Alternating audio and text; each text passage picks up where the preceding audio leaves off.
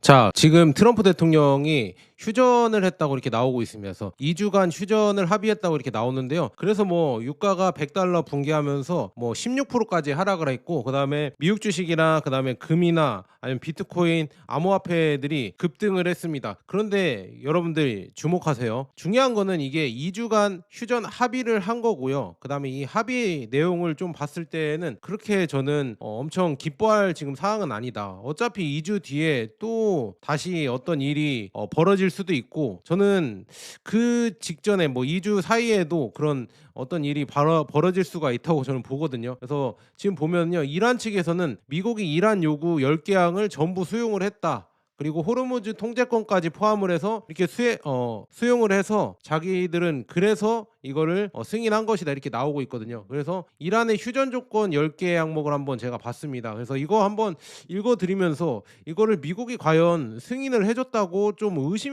그냥 궁금증이 생기거든요. 이거 승인을 해줬으면은 이란이 훨씬 유리한 거거든요. 그래서 지금 완전하고 영구적인 전쟁 종결. 그래서 이란은 휴전이 아니라 지속적인 뭐 시간 제한 없는 지속적인 휴전이나 아니면 모든 적대 행위를 중단하기를 바라고 있습니다. 그래서 아예 휴전이 아니라 이제 종전을 이란은 원하는 거죠. 그다음에 지역 내의 모든 갈등을 종식시켜라. 그래서 이라크, 레바논, 예멘 등의 이런 충돌 있잖아요. 이런 거를 중지시켜라. 이거 이스라엘이 하는 거죠. 그다음에 모든 제재를 철회해라. 그래서 미국 및 국제사회가 부과한 제재를 완전히 영구적으로 해제시켜줘라. 이거를 얘기했다고 하고요. 이란에 대한 거겠죠. 그다음에 미군이 이제는 철수해라. 그러니까 어디냐?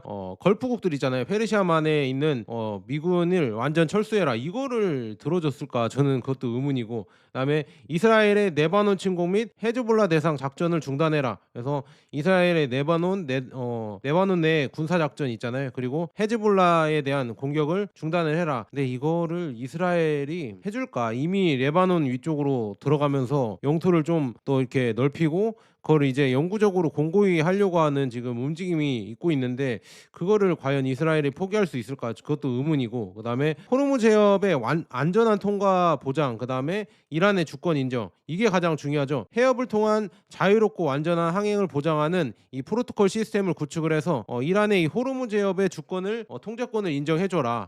이거 이따가 얘기해 드릴게요. 그다음에 전쟁에 대한 피해 보상, 이거를 근데 이 분쟁으로 인한 이란에 대한 피해 있잖아. 이거를 미국이 배상을 하면은 패전국이 되는 거라서 이거를 승인해줬을까? 저는 그것도 조금 의심되고, 그다음에 향후의 공격 방지를 위한 안전장치 마련. 그래서 공격을 안 하기 위해서 누가 보장을 해줘라. 이것도 뭐 했을 것이다. 그리고 전후 재건을 지원해줘라. 그래서 전쟁으로 파괴된 지역을 재건하는 거를 국제적 지원 및 약속을 해라. 이거를 했다고 하고요. 그다음에 평화적으로 핵 프로그램을 인정해라. 그래서 NPT하에 우라늄 농축 권리를 인정을 해줘라. 그래서 핵 확산 금지 조약에 기반한 평화적 우라늄 농축, 이거를 공식적으로 인정을 해줘라. 이렇게 얘기를 했거든요. 그래서 제가 봤을 때는 이제는 이란의 조건은 뭐냐? 임시적인 휴전, 임시 휴전이 아닌 영구적 평화 정착을 추구한다. 그리고 지역의 안보와 그다음에 권리, 특히나 이 호르무즈 해협이죠. 그러니까 제가 봤을 때는 미국이 완전 불리한 계약이 뭐냐, 불리한 이런 조약이 뭐냐, 이 호르무즈 해협을 역시나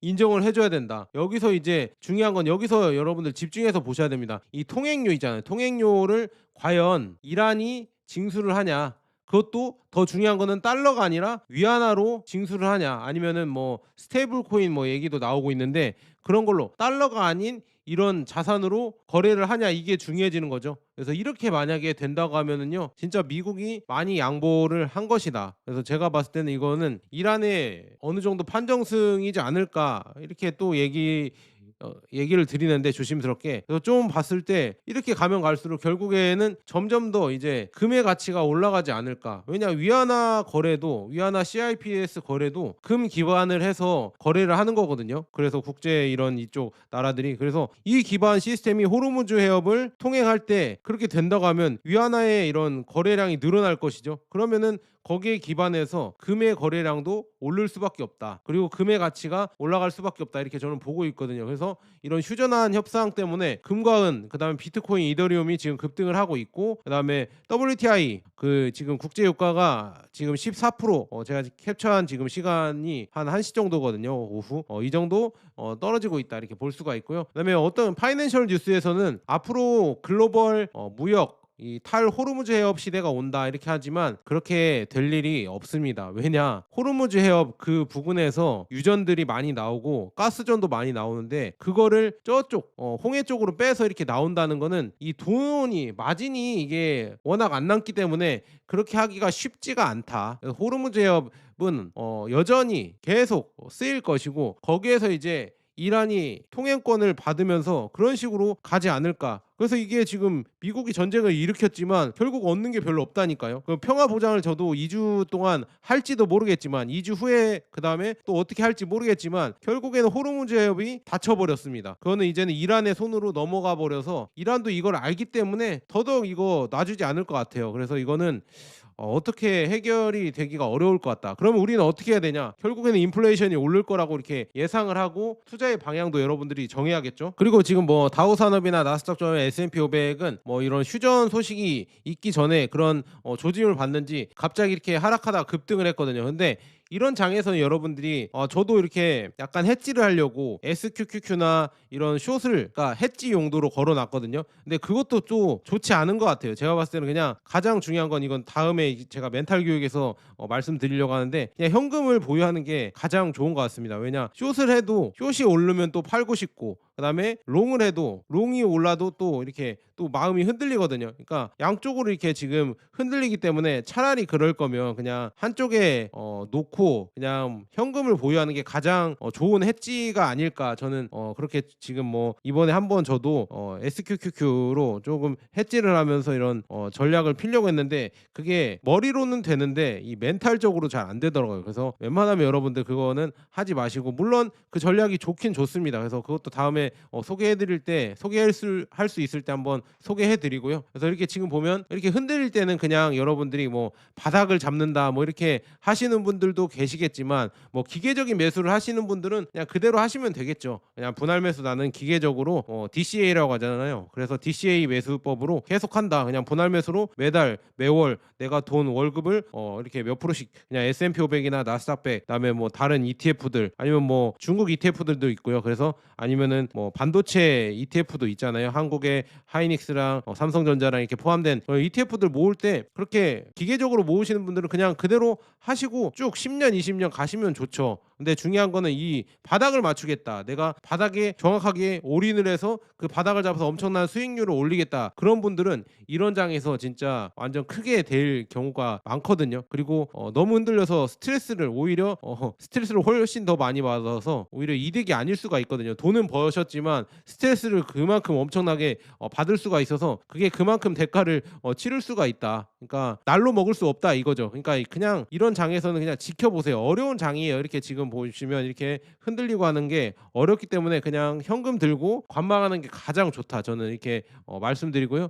그다음에 지금 보면 중국의 인민은행은 금을 17개월 연속으로 매입을 하고 있다. 그래서 이런 변화가 지금 오고 있습니다. 그래서 여러분들이 뭐 현금을 그냥 갖고 있긴 좀 그렇다 하면은 차라리 금이나 아니면은 금이죠. 그냥 금으로만 할게요. 금에 실물로 금을 투자하는 것도 나쁘지 않다고 봅니다. 그래서 실물 금을 갖고 있거나 아니면 금 ETF나 이런 거 투자하는 게 괜찮지 않을까 저는 그렇게 보고 있거든요. 그냥 금은 앞으로도 저는 꾸준히 올라갈 거라고 보고 있고 그다음에 전쟁 이후에 더 많이 올라갈 거라고 저는 보고 있습니다. 그래서 지금 보면 전쟁 때문에 금 가격이 이렇게 하락을 했잖아요. 근데 하락을 한 와중에도 이 금 보유량이 지금 중국은 계속 늘리고 있다고 합니다. 그래서 금 보유량이 7,438만 온스 그래서 16만 온스가 늘어났다고 하고 있고요. 그다음에 17개월 연속으로 순매수하고 있다. 그리고 약 1년 내에 최대 증가폭을 기록할 것 같고 그다음에 가격 하락에도 뭐 DCA라고 하잖아요. 이것처럼 가격 하락에도 계속 매수를 강행한다고 합니다. 그래서 3월에 금 가격이 12% 급락을 했는데 2008년 이후 최대 낙폭인데도 계속 그래도 중앙은행들은 일반 투자자들은 매도를 하지만 중앙은행들은 반대로 계속 저점 매집으로 가고 있다. 그리고 중요한 거는 배경에는 뭐가 있냐 글로벌 불안과 달러 리스크가 있죠. 중동 분쟁 때문에 달러 강세가 지속하고 있지만 이제 중동 분쟁이 해결된다고 하면 달러는 다시 또 내려갈 수밖에 없어요. 그거는 여러분들 다들 아시잖아요. 그래서 그럴 수밖에 없고 그다음에 이제 점점 이 중동 호르무즈 해협에서 결국에는 위안화 결제가 열리는지 탈달러화가 또 되는지 이게 관건이잖아요. 그렇게 된다고 하면 결국에는 이제는 달러 의존도가 떨어지면서 실물 기반 자산, 특히나 금이 많이 오르지 않을까. 이거는 어쩔 수 없는 지금 이런 글로벌 트렌드라고 저는 보고 있거든요. 그래서 여러분들도 한 번씩 이거 생각해 보시면은 좋을 것 같습니다. 그래서 제가 봤을 때 달러의 이런 위력은 이 전쟁 이후에 만약에 휴전을 하든 종전을 하든 전쟁이 끝나면은요 달러의 위력은 더 많이 떨어질 것 같다. 지금 전쟁 때문에 달러의 위력이 단기적으로 이렇게 상승을 했지만 앞으로 장기적인 흐름은 달러가 내려갈 수밖에 없는 지금 수준으로 가고 있고, 그다음에 미국의 재정 부채는 계속 늘어나고 있고, 그렇기 때문에 금이 이런 신용 리스크 해지 수단으로 부각이 되고 있죠. 그래서 앞으로도 여러분들 이런 변화 있잖아요. 그럼 제가 잘 짚어드릴 테니까요. 구독과 좋아요, 알람 설정 꼭 부탁드립니다. 감사합니다.